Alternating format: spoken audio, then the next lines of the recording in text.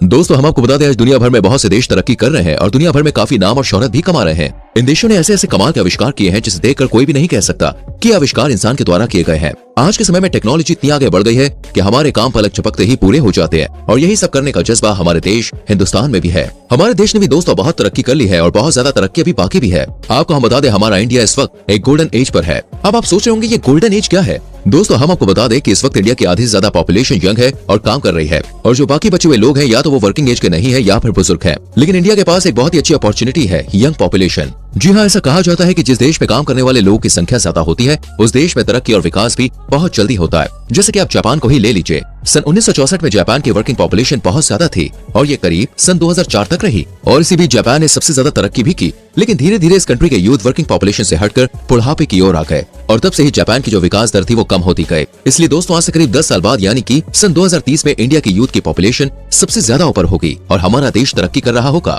आइए जानते हैं क्या खास होने वाला आने वाले टाइम में हमारे भारत में। Number 1, bullet train. सन 2030 तक हमारे देश भारत में बुलेट ट्रेन चलना शुरू हो जाएंगी जिससे हमें कहीं दूर जाने के लिए घंटों इंतजार नहीं करना पड़ेगा। इन बुलेट ट्रेन से दोस्तों कुछ ही देरी में कहीं भी जा सकेंगे हम और कितनी भी दूरी का सफर हम तय कर सकेंगे। ये बहुत ही आसान होगा। ऐसा कहा जा रहा है कि आने वाले समय में इंडिया के बहुत बड़े नेटवर्क में बुलेट ट्रेन ही नजर आएंगी। इसकी शुरुआत मुंबई अहमदाबाद रूट से होगी और सभी बड़े बड़े राज्यों से होकर गुजरेगी। इस बुलेट ट्रेन की स्पीड करीब दोस्तों 250 से 400 किलोमीटर प्रति घंटा होगी। जब मोदी जी प्रधानमंत्री नहीं बने थे तब से मोदी जी ने एक सपना देखा था कि हमारे देश में बुलेट ट्रेन चलेंगी जिससे हमें किसी बाहर की ट्रेन में सफर नहीं करना पड़ेगा। इसी सपने को लेकर दोस्तों आज इस प्रोजेक्ट पर बहुत ही तेजी से काम किया जा रहा है और अगर कोई प्राकृतिक आपदा नहीं आई तो मैं सच कह रहा हूँ 2030 में भारत में बुलेट ट्रेन चलती हुई दिखाई देंगी।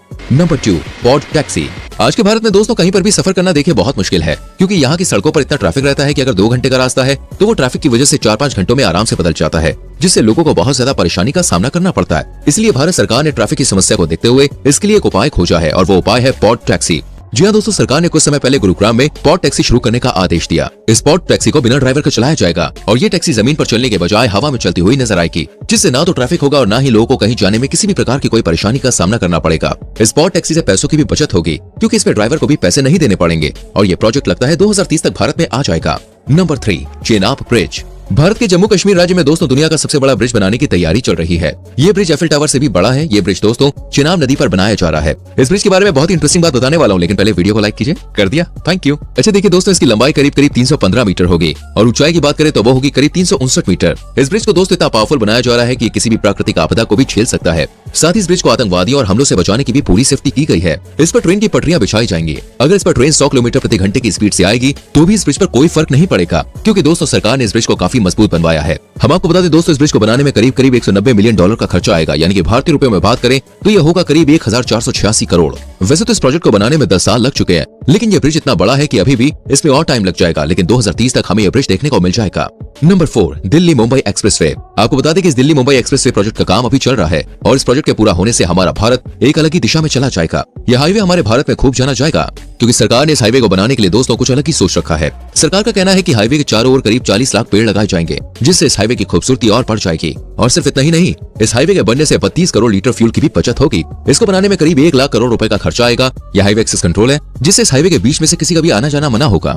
इन पेड़ों को लगाने से दोस्तों एक तो लोगों को अच्छी मात्रा में ऑक्सीजन मिलेगा और साथ ही फ्यूल के कम खर्च से कार्बन डाइऑक्साइड गैस भी कम होगी। इस आलिशान हाईवे की मदद से दिल्ली से मुंबई का सफर सिर्फ 12 से 13 घंटों में पूरा हो जाएगा। अभी की बात करें तो इनका डिस्टेंस 1510 किलोमीटर है लेकिन इस हाईवे के बनने के बाद ये डिस्टेंस सिर्फ 1380 किलोमीटर का हो जाएगा। यह हाईवे इंडिया का सबसे लंबा हाईवे कहलाएगा और सरकार का कहना है कि यह हाईवे पूरी तरह से 2030 तक बनकर तैयार हो जाएगा। Number 5, digital ecosystem. आज के समय में दोस्तों भारत में 60 करोड़ लोग इंटरनेट से जुड़े हुए हैं और 2025 तक ये पॉपुलेशन करीब 90 करोड़ को पार कर जाएगी और ये पॉपुलेशन सिर्फ यही नहीं रुकेगी बल्कि 2030 में 120 करोड़ के आंकड़े को भी पार कर जाएगी। ये इतनी ज्यादा इंटरनेट यूजर्स की पॉपुलेशन है जितनी यूरोप देश की आबादी नहीं है। इतनी भारी संख्या में जब इंटरनेट से लोग जुड़ेंगे तो हमारी डिजिटल इकोनॉमी भी बहुत ही ज्यादा ग्रो करेगी जिससे हमारे देश में छोटे से छोटे इलाके में भी बच्चे अपनी अच्छी एजुकेशन ले पाएंगे और आने वाले लोगों का दिमाग दोस्तों इतना तेज होगा कि हम किसी भी बाहर देश से कोई चीज मंगाने या किसी देश से मदद लेने की जरूरत नहीं पड़ेगी क्योंकि इंटरनेट के थ्रू बहुत से लोग एडवांस हो जाएंगे और नई नई तकनीक का इस्तेमाल करेंगे। इस इंटरनेट के जरिए बहुत से लोग अपने अपने रोजगार बेहतर कर सकेंगे। साथ ही ई कॉमर्स, बैंकिंग ये सेक्टर्स बहुत ही ज्यादा तरक्की करेंगे क्योंकि दोस्तों आने वाले समय में हर चीज ऑनलाइन हो जाएगी। इन सारी चीजों से हमारा पूरा इकोसिस्टम ग्रो करेगा। ये सब हमें देखने को मिलेगा सिर्फ 2030 तक। नंबर 6, गरीबी को दूर करने के तरीके। आपको हम बता दें सन 2030 तक सरकार का उद्देश्य है कि भारत में कोई भी गरीब नहीं रहेगा। हिंदुस्तान की आबादी के 80% लोग अमीर होंगे और अपने अपने बिजनेस चला रहे होंगे, जिससे ये लोग देश को एक हाई लेवल पर लाने में काफी मदद करेंगे। वहीं दूसरी ओर उस टाइम में जितने भी गरीब लोग बचेंगे उन्हें पॉलिसीज या फंड देकर गरीबी रेखा से बाहर निकाला जाएगा। इस प्रकार भारत में 2030 तक बहुत ही कम लोग गरीब रहेंगे। आने वाला समय दोस्तों बहुत ही अलग होगा, क्योंकि उस समय सड़कों पर साधारण कार्स नहीं बल्कि इलेक्ट्रॉनिक कार्स देखने को मिलेंगी। आपको हम बता दें कि भारत में कैश देखने को काफी कम मिलेगा, क्योंकि ज्यादातर लोग ऑनलाइन शॉपिंग करेंगे। उस समय जितने भी लोग अमीर होंगे वो टेक्नोलॉजी की फील्ड में काम करते हुए देखे जाएंगे, क्योंकि आने वाले समय में टेक्नोलॉजी ही सबसे जरूरी होगी और जो कोई भी इस फील्ड को नहीं जानता होगा उसके लिए थोड़ी परेशानी खड़ी हो सकती है।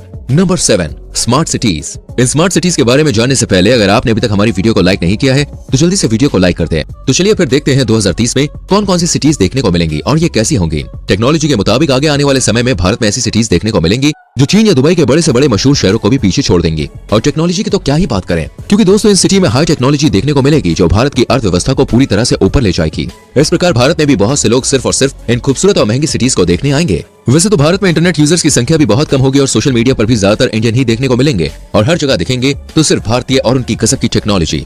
Number 8, super Spyra. Super Spyra building दोस्तों नॉर्थ इंडिया की सबसे बड़ी बिल्डिंग और पूरे इंडिया की सबसे बड़ी दूसरी बिल्डिंग होगी। इस बिल्डिंग में करीब 80 फ्लोर्स होंगे और ये 300 फीट ऊंचा स्काई स्क्रैपर होगा। इस बिल्डिंग को बनाने की तैयारी नोएडा उत्तर प्रदेश में चलाई जा रही है। सिर्फ यही एक ऐसी बिल्डिंग नहीं है बल्कि दोस्तों ऐसे और भी प्रोजेक्ट शामिल हैं जो हमें 2030 तक देखने को मिलेंगे, जैसे स्मार्ट सिटी मिशन, नव्या अयोध्या, डायमंड रिसर्च और versatile city, थौलेरा, gift city, Pragati Maidan revamp, नई दिल्ली वर्ल्ड ट्रेड सेंटर। ये सारे प्रोजेक्ट्स पर भी काम चल रहा है।